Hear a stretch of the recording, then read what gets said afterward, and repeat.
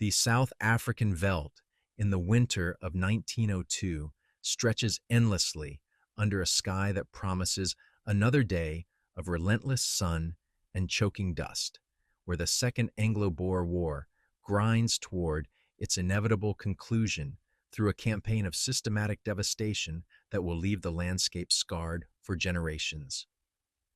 At Paardeberg Drift, where the Modder River cuts a meandering path through terrain that offers no natural cover, the British Army maintains one of 47 concentration camps that house Boer civilians in conditions that transform military necessity into human catastrophe. The camp itself consists of bell tents arranged in geometric precision across 23 acres of ground that had been fertile farmland before the war reduced it to a wasteland of trampled earth and human misery. 8,200 Boer women and children, forcibly removed from farms across the Orange Free State and Transvaal, exist on rations calculated to maintain life while systematically undermining the will to resist. The mortality rate, carefully recorded by British medical officers who document each death with bureaucratic precision, approaches 30% among children under 16 years of age.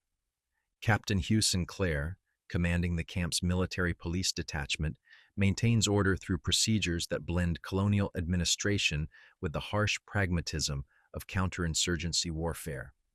His men, drawn from regiments that have spent 3 years learning to fight an enemy who appears and vanishes like morning mist across the Highveld, understand that their mission extends beyond mere internment to encompass the systematic destruction of Boer society through the deliberate targeting of its most vulnerable members. The local African populations, caught between competing colonial powers that regard them as military assets rather than human beings, provide intelligence and labor that proves crucial to British operations, while receiving none of the protections theoretically extended to European civilians. The Basotho, Zulu, and other tribal groups navigate the complexities of a war that will determine their future status within whatever political system emerges from the current conflict. But it is the Khoi and San peoples, the indigenous inhabitants whose knowledge of the land predates both Boer settlement and British expansion, who speak in whispers about phenomena that neither European army acknowledges in official reports. According to traditions maintained in languages that academic anthropologists have yet to study systematically, certain regions of the veldt hold memories of conflicts that span millennia of human habitation, where the spirits of warriors continue to ride across landscapes sanctified by countless battles. The folklore describes ghostly mounted figures who appear during times of great violence, horsemen who carry the weapons of multiple historical periods while demonstrating tactical knowledge that transcends individual military experience. They are said to ride at the boundaries between day and night, visible only to those who possess the traditional sight that allows perception of spiritual activity, intervening in conflicts according to principles that unite rather than divide the various peoples who have claimed this land as their own. The geological characteristics of the region create conditions that indigenous knowledge associates with spiritual manifestation. The iron-rich soil, deposited over millions of years by rivers that have changed course repeatedly as the climate shifted between wet and dry cycles, contains magnetic properties that traditional healers claim can preserve the essence of significant events. The Kopjes, isolated hills that rise abruptly from the surrounding plains, serve as landmarks that mark boundaries between territories held sacred by different tribal groups, each hill associated with specific spiritual guardians whose protection extends to all who respect their authority. Captain Sinclair's morning inspection of the camp perimeter reveals conditions that satisfy military requirements while systematically violating every principle of humanitarian conduct recognized by civilized nations. The wire barriers, strung with the precision of professional fortification, create enclosures that transform agricultural land into open-air prisons where disease spreads with the efficiency of biological warfare, and malnutrition serves as a deliberate weapon against civilian populations. The weather conditions typical for February in the Orange Free State daytime temperatures approaching 95 degrees Fahrenheit, humidity levels that make every breath feel thick and oppressive, and dust storms that reduce visibility to a few yards, create an environment where survival depends on resources that British policy deliberately restricts. Water rations, calculated to maintain minimal physiological function while preventing any surplus that might support resistance activities, transform the basic necessities of life into instruments of political control. In the officers' mess, established in a commandeered farmhouse whose Afrikaner owners died during the early phases of the war, British personnel discuss intelligence reports that describe continuing Boer commando operations despite the systematic destruction of their support infrastructure. The guerrilla units, reduced to bands of 50 or fewer men, maintain resistance through mobility that exploits intimate knowledge of terrain while avoiding direct engagement with superior British forces. But the intelligence summaries contain references to encounters that conventional military analysis cannot adequately explain. Patrol reports describe contact with mounted units that demonstrate impossible tactical capabilities, the ability to appear and disappear across open terrain that offers no concealment, knowledge of British movements that suggests access to intelligence sources operating beyond normal reconnaissance capabilities, and coordination between widely separated commando groups that implies communication methods unknown to contemporary military technology. Lieutenant Colonel James Morrison, commanding the District Military Intelligence Section, reviews these reports with the professional skepticism of a career officer who has learned to distinguish between reliable tactical intelligence and the psychological effects of prolonged counterinsurgency operations. His experience in frontier wars across the empire has taught him to recognize the signs of combat stress that can transform routine patrol encounters into elaborate fantasies involving supernatural intervention. Yet the pattern of anomalous contacts extends across multiple units operating in widely separated regions, reported by officers whose professional competence and psychological stability have been verified through 3 years of continuous field service. The descriptions maintain consistent details that suggest either coordinated deception by Boer intelligence services or genuine encounters with phenomena that exist outside normal parameters of military experience. The African scouts employed by British forces, men whose tracking skills enable detection of enemy movement across terrain that appears empty to European observation, report additional phenomena that their traditional knowledge recognizes as significant spiritual activity. They describe mounted figures who appear at the boundaries of consciousness, visible only during the transition between sleep and waking, carrying messages between the living and the spirits of warriors who died in defense of land that transcends the political boundaries imposed by colonial administration. As the sun climbs toward its zenith, and another day of systematic oppression begins in the concentration camp at Paardeberg Drift, the morning patrol prepares to venture onto the veldt, where 3 armies, British, Boer, and the invisible forces of indigenous spiritual tradition, continue their complex dance of resistance, suppression, and eternal guardianship across a landscape that remembers every conflict fought for its possession.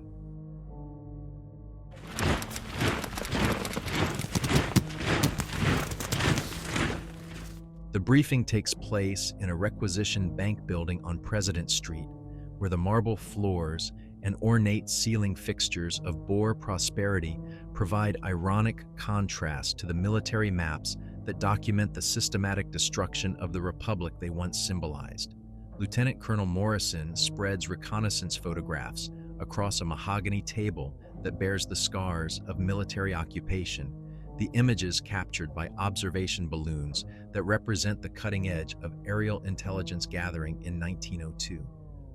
The mission parameters reflect the growing frustration of British command with commando operations that continue despite the theoretical elimination of their support infrastructure through the concentration camp system.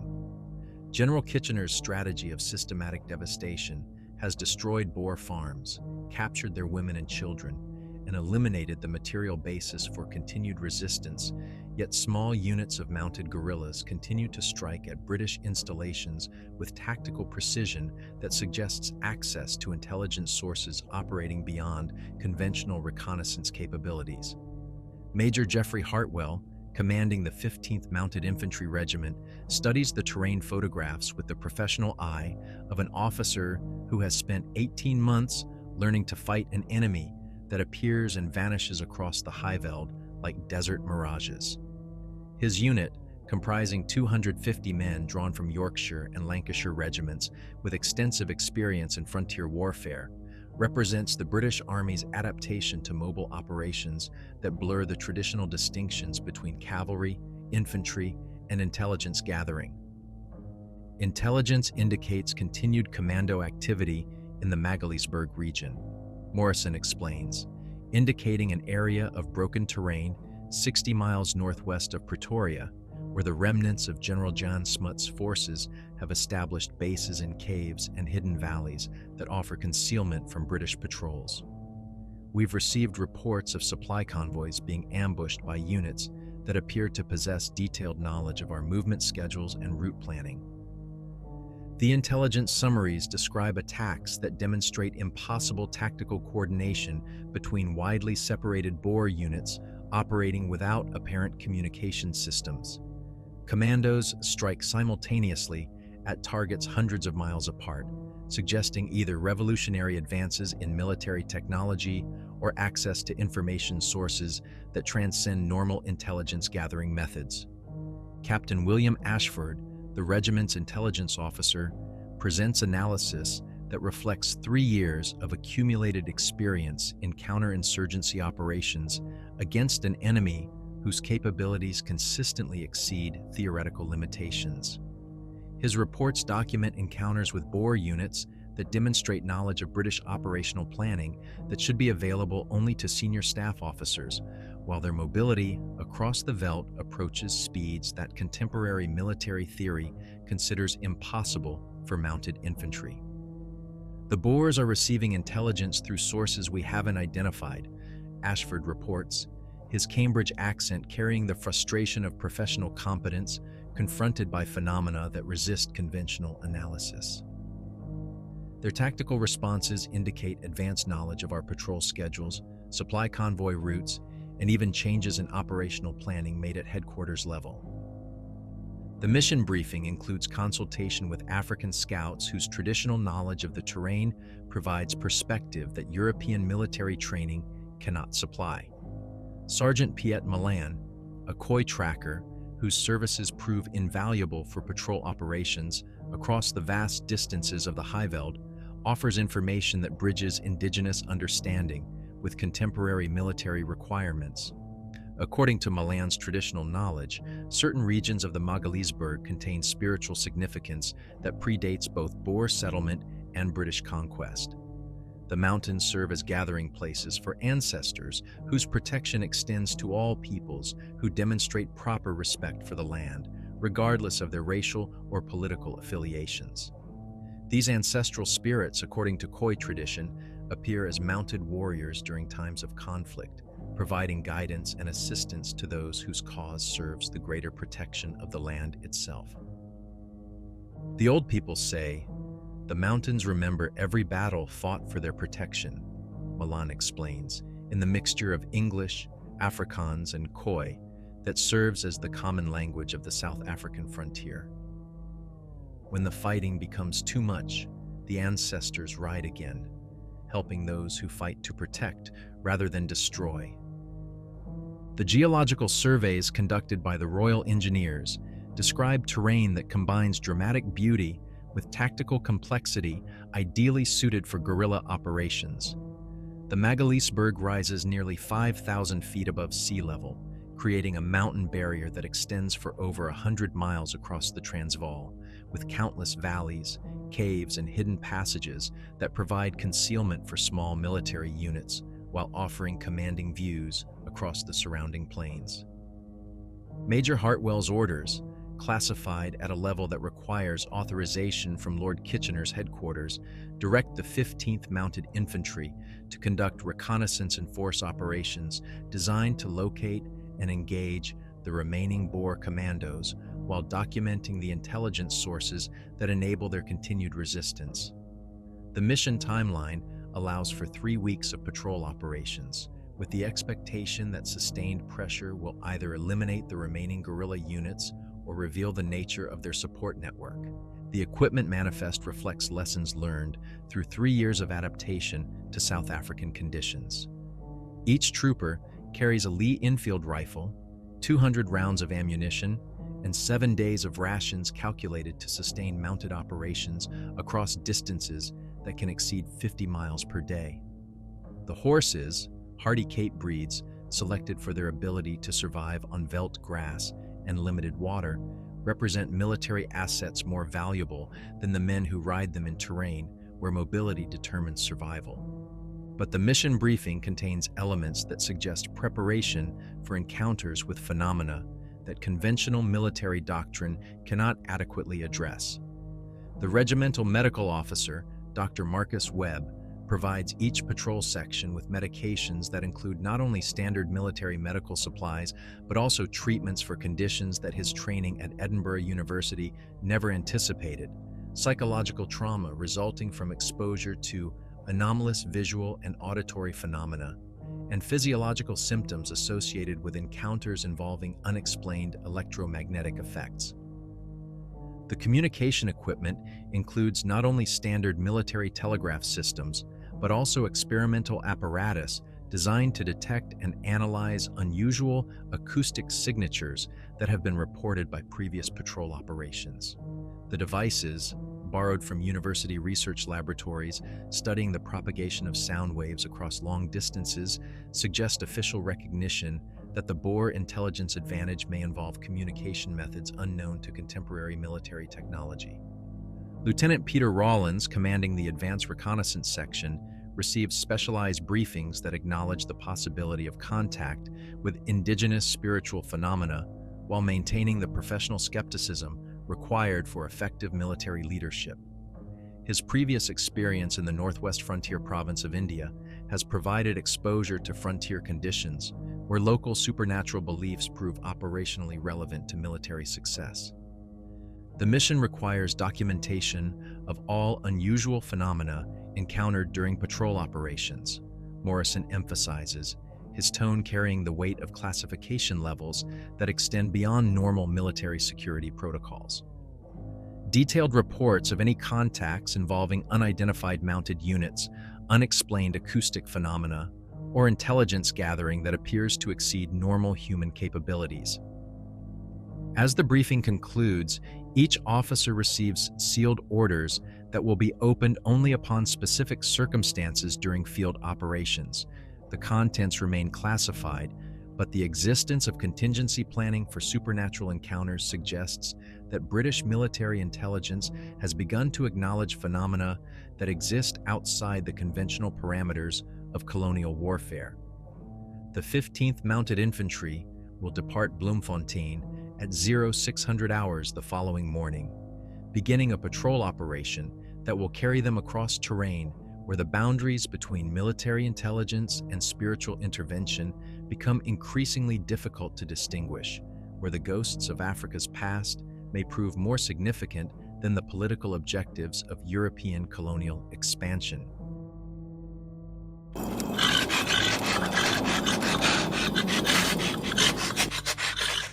The pre-dawn darkness of the South African highveld creates an environment where sound carries for miles across terrain that appears empty yet pulses with invisible life, where the boundary between sleeping and waking becomes permeable and mounted men learn to trust their horses' senses more than their own eyes. 4 days into the patrol operation, the 15th Mounted Infantry has advanced deep into the Magaliesberg region through valleys that wind between granite kopjes like corridors in some vast natural fortress, each turn revealing landscapes that seem untouched by the war that has devastated the surrounding veldt. Lieutenant Peter Rawlins leads the Advanced Reconnaissance Section through terrain that his map designates as uninhabited wilderness, yet Sergeant Milan's tracking skills reveal evidence of recent human activity that doesn't correspond to known Boer commando movements. Horse tracks that appear and disappear across rocky ground where conventional mounts would leave clear impressions, campfires that burn without leaving ash or charred wood, and water sources that remain mysteriously clean despite the drought conditions that have reduced most springs to muddy seeps. "Sir, the spoor doesn't make sense," Milan reports, his voice carrying the puzzlement of a professional tracker whose expertise has suddenly proven inadequate to current conditions. "The horses are shod, but the ironwork is wrong. Too old, patterns that nobody uses anymore. And the riders..." He pauses, studying marks in the sand that conventional tracking knowledge cannot interpret. "The weight distribution suggests men in armor, but who wears armor in 1902? The horses, Cape breeds selected for their ability to navigate rough terrain while maintaining the stamina required for extended patrol operations, display behavioral patterns that suggest awareness of presences that human senses cannot detect. They move with the nervous energy of animals encountering predators, yet their alert posture indicates curiosity rather than fear, as if recognizing familiar scents carried on winds that bring no information to their riders." During the previous night's bivouac, established in a sheltered valley where granite walls provide protection from observation, several troopers reported auditory phenomena that military training does not prepare officers to evaluate. The sounds begin after midnight, when exhaustion from the day's march creates psychological conditions where the boundary between reality and imagination becomes increasingly fluid. Trooper James Mackenzie, a veteran of 3 years' service in the Yorkshire Light Infantry, describes conversations conducted in languages that linguistic training at the regimental school cannot identify. The speakers discuss tactical problems using military terminology that spans different historical periods, as if participants possess experience that transcends individual service records. "They're talking about battles, sir," Mackenzie reports to Lieutenant Rawlins during the morning inspection that precedes each day's march. "Using words I don't recognize, but the meaning is clear enough. Discussing cavalry charges, artillery positions, supply lines, professional military conversation, but in languages that sound older than anything I've heard before." The acoustic phenomena prove particularly disturbing because they suggest not random supernatural manifestation, but organized military communication conducted by entities that possess detailed knowledge of contemporary tactical problems. The conversations reference specific geographic features that appear on current military maps, discuss supply routes that match British logistical planning, and analyze defensive positions with accuracy that suggests direct observation of recent patrol activities. Dr. Webb, monitoring the psychological effects of extended patrol operations under conditions that combine physical stress with exposure to unexplained phenomena, documents physiological changes that exceed normal responses to combat fatigue. The men display elevated heart rates, irregular sleep patterns, and hypervigilance that suggests continuous exposure to stimuli that conscious awareness cannot identify. The symptoms indicate chronic stress response to perceived threats. Webb reports in medical notes that will receive classification beyond normal military security protocols. But the threat assessment appears to be based on sensory input that we cannot verify through standard observation methods. The men are responding to something, but standard medical examination cannot determine what that something might be. The patrol route, planned to intersect known commando supply lines while avoiding terrain that offers excessive advantage to defending forces, leads through valleys that indigenous knowledge recognizes as spiritually significant gathering places. According to Sergeant Milan's traditional understanding, these locations serve as neutral ground where conflicts between different peoples can be resolved through communication with ancestral authorities that transcend racial and political divisions. "The old ones meet here when the fighting becomes too much," Milan explains, as the column negotiates a mountain pass that provides commanding views across 50 miles of high-veld terrain. Ancestors from all the peoples, Sotho, Zulu, Tswana, even the first white farmers who understood the land. When living people fight too much, the ancestors ride together to restore balance. The intelligence value of this traditional knowledge becomes apparent as the patrol encounters evidence of recent military activity that doesn't correspond to documented Boer positions or British patrol routes. Supply caches positioned at locations that offer optimal tactical advantage, water sources that remain mysteriously pure despite contamination from military operations, and defensive positions that demonstrate professional military engineering using construction techniques that predate contemporary field fortification methods. Lieutenant Rawlins, whose experience on the Northwest frontier has provided exposure to frontier conditions where local supernatural beliefs prove operationally relevant, begins to recognize patterns that suggest systematic intelligence gathering by entities that operate outside normal parameters of military reconnaissance.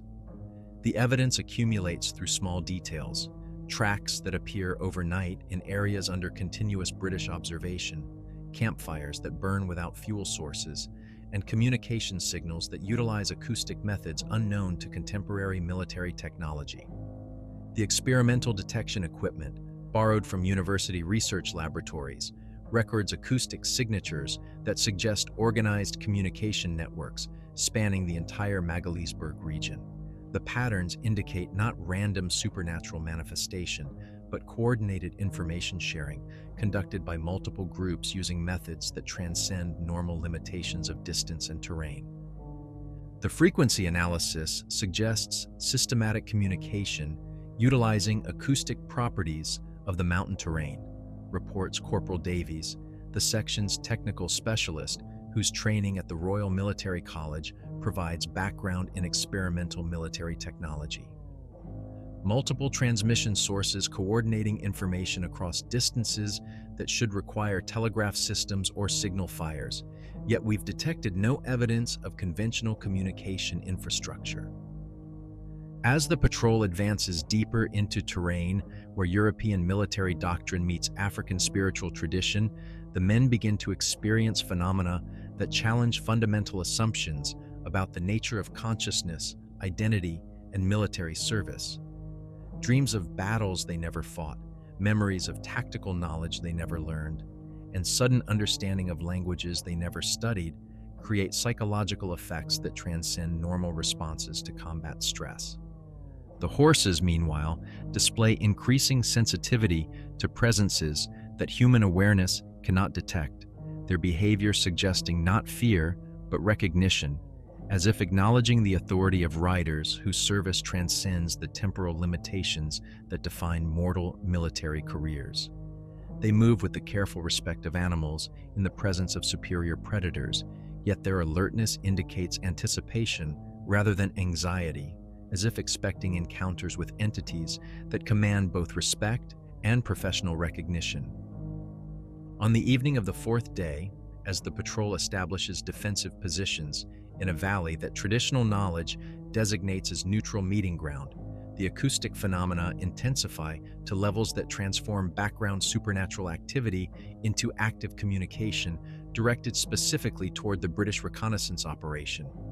The voices that had whispered in unknown languages through previous nights now speak in clear English, addressing the patrol members by name and unit designation, demonstrating knowledge of their mission objectives and operational planning that should be available only to senior staff officers at British headquarters.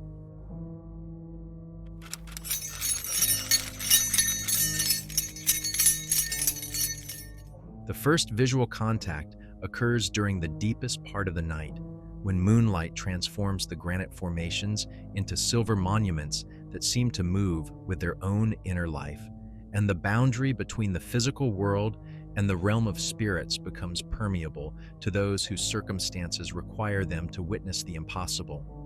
Lieutenant Rawlins, maintaining watch over the sleeping patrol from an elevated position that provides commanding views across the valley floor, observes movement that his military training cannot adequately classify. The riders appear first as shadows moving against shadows, their forms so perfectly integrated with the natural landscape that only their motion betrays their presence to human observation. They emerge from granite outcroppings that should provide insufficient concealment for mounted figures, materializing with the gradual persistence of morning mist, condensing from invisible vapor into visible form. Their horses move without sound across terrain that should generate the distinctive percussion of iron shoes striking stone, yet their passage creates no acoustic disturbance that would alert the sleeping British soldiers. As the phantom riders approach within 50 yards of the British position, moonlight reveals details that challenge fundamental assumptions about the nature of military service and the relationship between past and present conflict. The mounted figures wear military equipment that spans centuries of African warfare. Some carry assegais and oval shields that mark them as Zulu warriors from the era of Shaka's military revolution. Others bear the hunting rifles and bandoliers of Boer commando fighters, while still others display the red tunics and white helmets of British colonial infantry from previous campaigns across the continent. Yet despite representing armies that fought each other with desperate hatred during their mortal existence, the Phantom Riders move in perfect coordination, their formation suggesting not the temporary alliance of former enemies, but the unified purpose of soldiers who have transcended the racial and political divisions that define their original conflicts. They approach the British position with the careful precision of military professionals conducting reconnaissance, their movements displaying tactical expertise that acknowledges no distinction between European and African military traditions.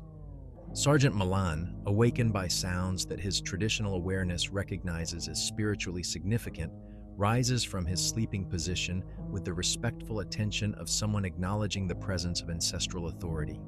His behavior alerts Lieutenant Rawlins to the supernatural nature of the approaching figures, transforming what might have been interpreted as enemy contact into recognition of entities that command respect rather than military response. "Do not reach for your weapons," Milan whispers urgently, his voice carrying the authority of traditional knowledge that transcends military rank and racial hierarchy. These are the Ancestor Riders, the eternal patrol that maintains peace between all peoples. They come to speak, not to fight. The lead rider, wearing the uniform of a British cavalry officer from the Zulu Wars, but carrying traditional African weapons alongside European military equipment, approaches within conversational distance while his companions maintain overwatch positions that demonstrate professional military competence. His face, clearly visible in the moonlight, bears the distinctive features of mixed racial heritage that mark him as one of the frontier soldiers whose service bridged cultural boundaries that official policy maintained as absolute divisions. Lieutenant Rawlins of the 15th Mounted Infantry, the figure addresses him directly, his accent carrying the precise diction of British military education overlaid with the broader vowels of South African regional speech. "I am Captain James Henderson, formerly of the Cape Mounted Rifles, killed in action at Isandlwana 23 years ago, now serving as liaison between the living and the eternal patrol that maintains balance in this land." The impossibility of the encounter overwhelms Lieutenant Rawlins' professional training, yet his experience on the Northwest frontier has provided exposure to phenomena that exist outside conventional military doctrine. He responds with the courtesy due to a fellow officer while maintaining the alertness required for contact with entities whose intentions remain unknown despite their apparent military credentials. "Captain Henderson," Rawlins acknowledges, his voice steady despite the unprecedented nature of the situation. "What is the purpose of your Boer patrol?" The Phantom Captain gestures toward his companions, whose diverse uniforms and equipment represent every army that has fought for control of South African territory during the past 2 centuries. Sotho horsemen, who died defending their mountain strongholds against both Boer expansion and British conquest, ride alongside German settlers who perished during the frontier wars, while Xhosa warriors who fell at the Battle of Amalindi maintain formation with English soldiers who died during the 9th Cape Frontier War. We are the guardians of memory, the keepers of balance between peoples who share this land, Henderson explains, his words carrying the authority of command that transcends the racial classifications that divide the living world. Every man who dies in honorable service to the protection of this territory joins our ranks, regardless of the flag he followed or the language he spoke. We patrol the boundaries between life and death, between conflict and peace, between the hatred of the living and the wisdom of the eternal. The other patrol members, awakened by the sound of conversation conducted in normal speaking voices, observed the encounter with reactions that range from professional curiosity to profound spiritual recognition. The British soldiers, trained to respond to unusual situations with military discipline, maintain defensive positions while acknowledging that conventional tactical doctrine provides no guidance for communication with supernatural entities.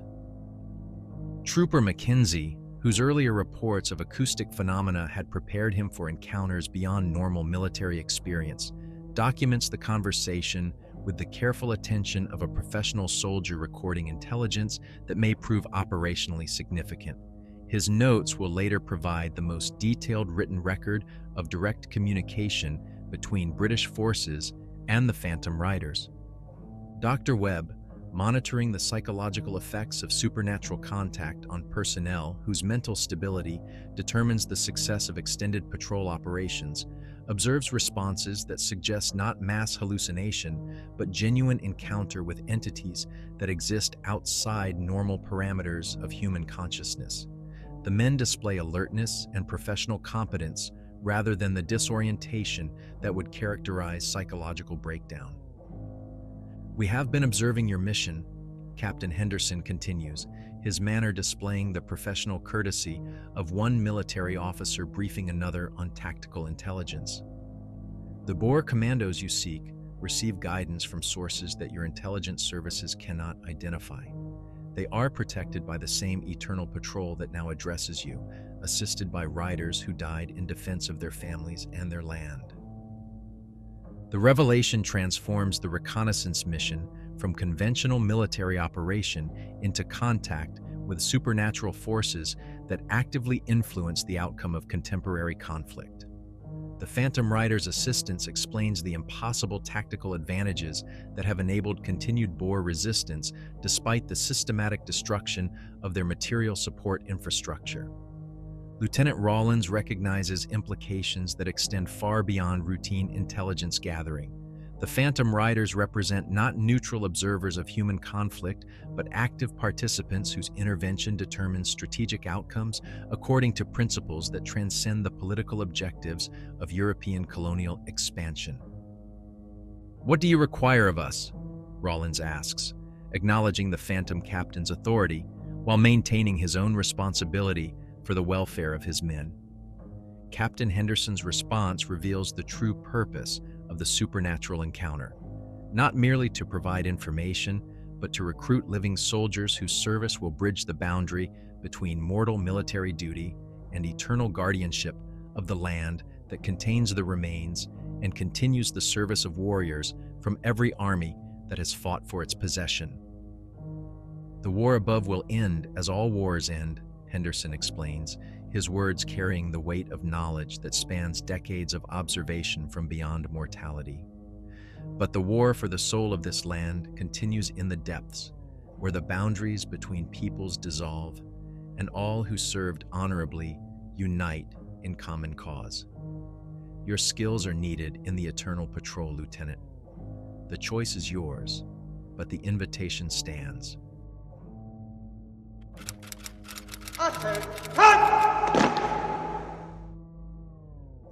The Phantom Riders lead the British patrol deeper into the mountains, following paths that appear on no military survey, yet show evidence of use by countless generations of travelers whose purposes transcended the temporal boundaries that define mortal existence. The route winds through valleys, where granite formations create natural amphitheaters, their acoustic properties designed by geological forces that seem to anticipate the gathering of voices that span millennia of human conflict and reconciliation. At the heart of the Magaliesberg, in a circular valley enclosed by towering rock walls that rise like the walls of some vast natural cathedral, Lieutenant Rawlins and his men encounter the full scope of what they have discovered. Thousands of phantom riders occupy positions along the granite terraces that rise in tiers toward the star-filled sky, their formations representing every army that has fought for control of southern African territory since the first human beings learned to fashion weapons and ride horses into battle. The sight overwhelms conventional understanding of military organization and historical chronology. Khoisan hunters who died defending water sources against tribal expansion during the prehistoric migrations sit alongside Portuguese explorers who perished seeking the legendary cities of gold, while Dutch trekkers who fell to Zulu assegais maintain formation with British soldiers who died during the frontier wars that pushed indigenous peoples beyond the boundaries of European settlement. Yet the most profound revelation lies not in the diversity of the assembled warriors, but in their unified purpose, demonstrated through coordination that transcends the racial hatred and cultural divisions that characterize their original conflicts.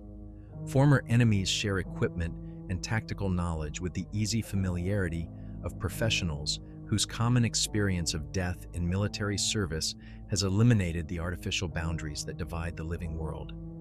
Captain Henderson guides Lieutenant Rawlins to an elevated position that provides commanding views across the entire assembly, where the scale of the Eternal Patrol becomes visible in formations that extend beyond the reach of human vision.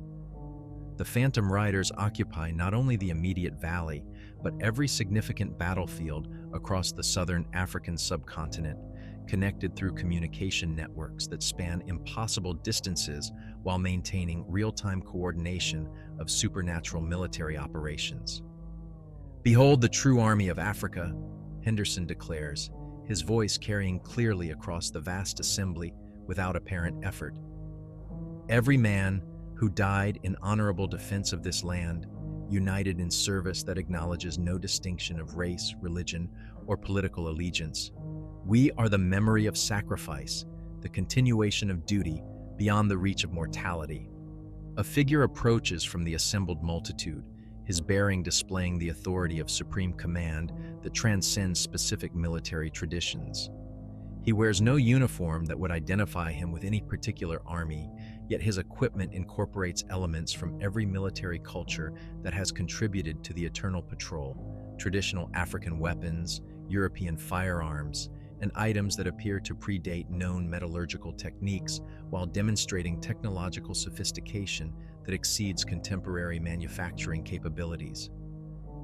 "I am Mosho Shu, once king of the Basotho, now commander of the Eternal Watch that protects all peoples who call this land home," the figure announces, his voice carrying the multilingual fluency that enables communication across cultural boundaries.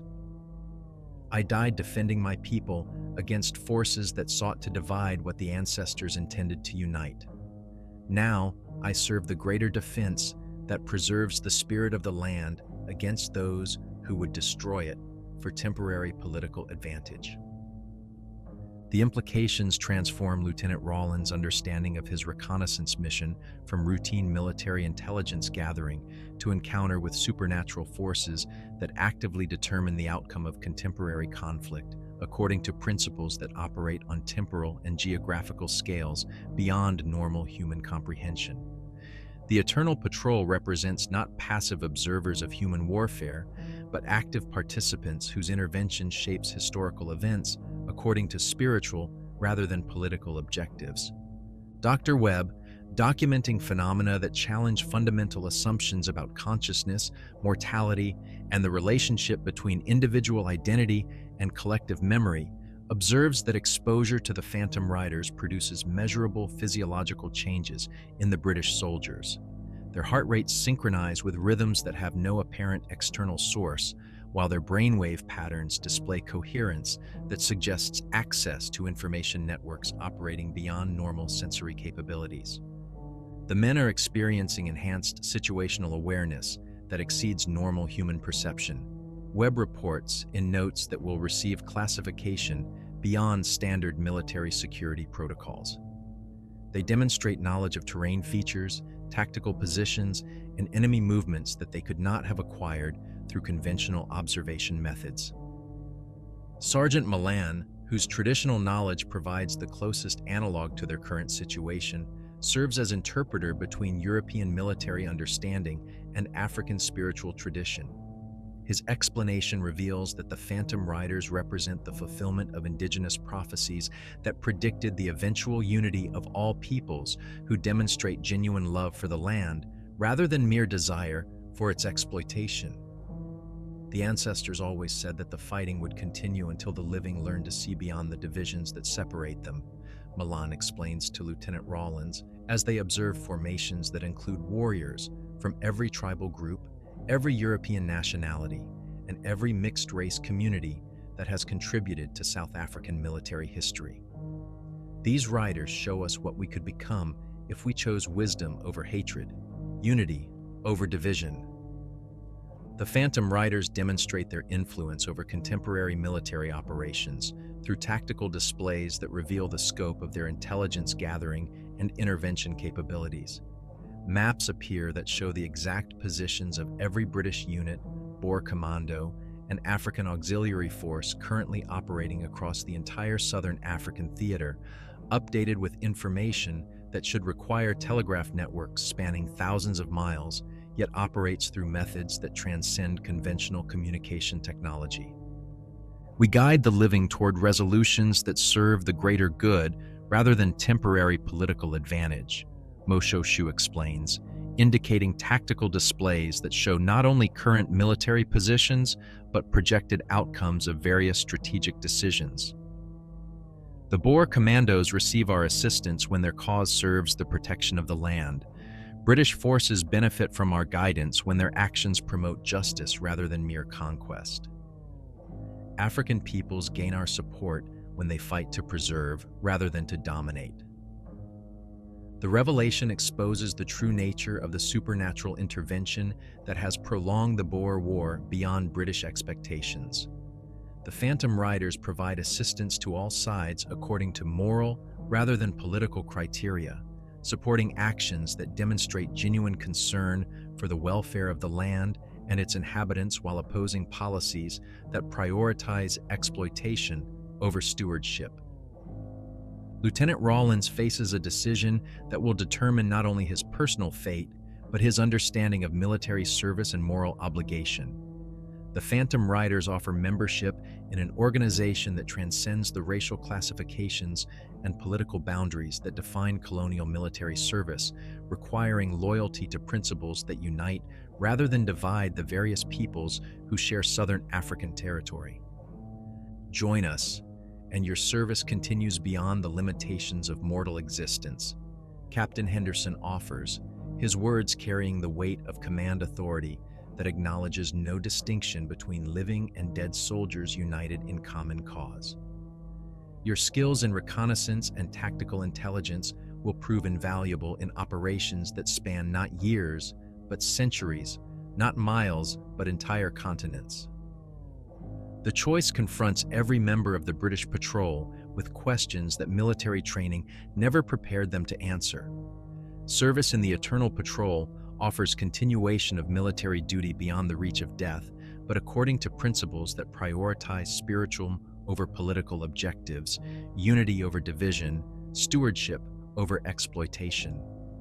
As dawn approaches beyond the granite walls that enclose the sacred grove, the Phantom Riders begin to fade with the gradual persistence of morning mist dissolving under sunlight.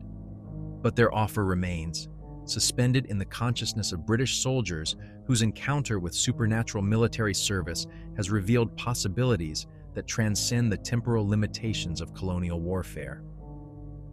The choice need not be made immediately, Mosho Shu acknowledges, his form becoming translucent as natural light penetrates the valley. But remember what you have witnessed here. Remember that service to a greater cause offers rewards that political victory cannot provide. The Eternal Patrol awaits those who choose wisdom over hatred, unity over division, duty over personal advancement.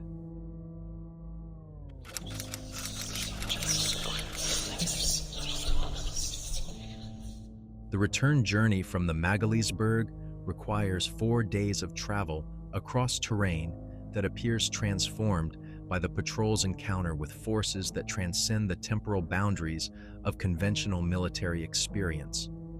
Lieutenant Rawlins leads his men through landscapes that seem simultaneously familiar and alien, where every kopje and valley carries new significance as potential gathering places for supernatural forces that actively influence the outcome of contemporary conflict. The psychological transformation of the patrol members manifests in ways that challenge standard military medical understanding of combat stress and battlefield trauma. Rather than displaying the disorientation and anxiety typical of soldiers exposed to experiences beyond their training, the men demonstrate enhanced tactical awareness, improved coordination, and a profound sense of purpose that transcends their original mission objectives. Trooper Mackenzie, whose detailed documentation of the supernatural encounter provides the most comprehensive written record of communication between British forces and the Phantom Riders, continues to receive auditory information from sources that conventional intelligence gathering cannot identify. His reports accurately predict Boer commando movements, supply convoy schedules, and tactical decisions that should require access to enemy command communications. I can hear them discussing operations across the entire theater, Mackenzie reports during daily briefings that attempt to document phenomena beyond normal military experience. Conversations between commando leaders separated by hundreds of miles, coordinating attacks with precision that suggests they're receiving intelligence from sources that can observe British movements in real time. Dr. Webb's medical evaluations reveal physiological changes that persist despite the patrol's return to conventional military environment.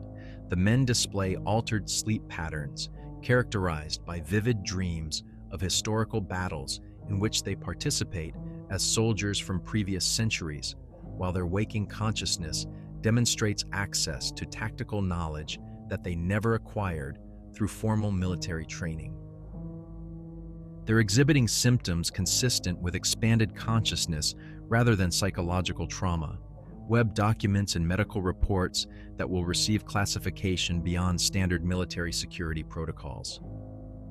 Enhanced situational awareness, improved tactical decision-making, and demonstrated knowledge of terrain features and enemy positions that they could not have obtained through normal reconnaissance methods. Sergeant Milan, whose traditional knowledge provided the cultural framework for interpreting the supernatural encounter, undergoes the most dramatic transformation. His tracking skills, already exceptional by professional military standards, now approach supernatural accuracy in their ability to detect and predict human movement across vast distances of high-veiled terrain. The ancestors continue to guide me, Milan explains, during debriefing sessions that attempt to document indigenous spiritual phenomena in terms that European military doctrine can accommodate. I see the spoor not just of men and horses that have passed, but of those who will pass, the paths that connect all movements across the land. Lieutenant Rawlins faces the challenge of constructing official reports that preserve both accuracy and military credibility while documenting encounters that challenge fundamental assumptions about the nature of reality, consciousness, and military service. His preliminary account, classified at levels that restrict access to senior intelligence officers with specific need-to-know authorization, describes the mission in terms that acknowledge supernatural assistance without explicitly admitting contact with entities that violate conventional understanding of life and death. The intelligence value of information obtained through contact with the Phantom Riders proves immediately applicable to ongoing military operations. Predictions regarding Boer commando activities demonstrate accuracy that that enables British forces to anticipate and counter guerrilla attacks with unprecedented effectiveness, while tactical intelligence regarding enemy supply networks facilitates interdiction operations that significantly reduce resistance capabilities. Yet the assistance comes with psychological costs that military doctrine cannot adequately address. Several patrol members report continuing communication with Phantom Riders, experiencing advisory input during tactical decision-making that provides guidance based on criteria that transcend immediate military objectives. The boundary between individual decision-making and supernatural consultation becomes increasingly permeable for soldiers exposed to the Eternal Patrol's influence. Major Hartwell, reviewing operational reports that document tactical successes achieved through intelligence sources that official records cannot acknowledge, recognizes that his command now includes personnel whose capabilities exceed normal human limitations, while their loyalty operates according to principles that transcend conventional military hierarchy. The men demonstrate tactical competence that exceeds their training and experience. Hartwell reports to Lieutenant Colonel Morrison during classified briefings that attempt to evaluate phenomena beyond standard military assessment criteria. Their success rate in predicting enemy movements and identifying optimal tactical responses suggests access to information sources that conventional intelligence gathering cannot explain. The official response to the patrol's supernatural encounter reveals the institutional challenges created by military personnel whose service bridges the boundary between conventional warfare and spiritual intervention. The men receive commendations for exceptional performance while their methods remain classified at levels that ensure permanent concealment from public awareness and enemy intelligence services. Private Reynolds, a trooper whose previous military experience included no exposure to frontier conditions or indigenous spiritual traditions, demonstrates the most profound transformation following contact with the Phantom Riders. His tactical decisions display wisdom that suggests access to collective military experience spanning generations of soldiers who died in service to the protection of Southern African territory.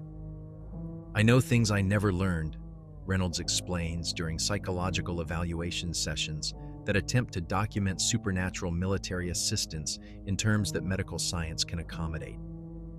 Battle tactics that work better than anything taught at training school, techniques for reading terrain and predicting enemy movements that seem to come from somewhere deeper than individual memory. The patrol's enhanced capabilities proved decisive in subsequent operations against Boer commando units, enabling tactical successes that contribute to the accelerated conclusion of the war through methods that official military history cannot accurately describe. The supernatural assistance operates most effectively when its existence remains secret, allowing exploitation of intelligence sources that transcend normal limitations of reconnaissance and communication technology. As the Boer War approaches its conclusion with the Treaty of Vereeniging in May 1902, the men of Lieutenant Rawlins' patrol carry with them knowledge of forces that will continue to influence Southern African military and political development long after the immediate conflict ends. Their encounter with the Eternal Patrol has revealed possibilities that transcend the racial divisions and political boundaries that define colonial society. The choice offered by Captain Henderson and King Moshoeshoe remains suspended in their consciousness: the opportunity to continue military service beyond the limitations of mortal existence, according to principles that unite rather than divide the various peoples who share African territory. Some patrol members report dreams in which they participate in the Eternal Watch, riding alongside phantom warriors whose service transcends the temporal boundaries that constrain living soldiers. Yet the decision carries implications that extend beyond individual choice to encompass fundamental questions about the nature of military duty, moral obligation, and the relationship between political service and spiritual responsibility. The Phantom Riders offer continuation of military purpose beyond death, but according to criteria that prioritize the welfare of the land and its inhabitants over the strategic objectives of European colonial expansion. In the classified archives, maintained by British military intelligence, the patrol's reports join accumulating evidence of supernatural military assistance that spans the entire history of colonial warfare in Africa. The pattern suggests systematic intervention by spiritual forces whose influence determines strategic outcomes according to principles that transcend the political objectives that motivate living armies, revealing the existence of a parallel military organization whose operations span continents and centuries in service to causes greater than national ambition or racial supremacy.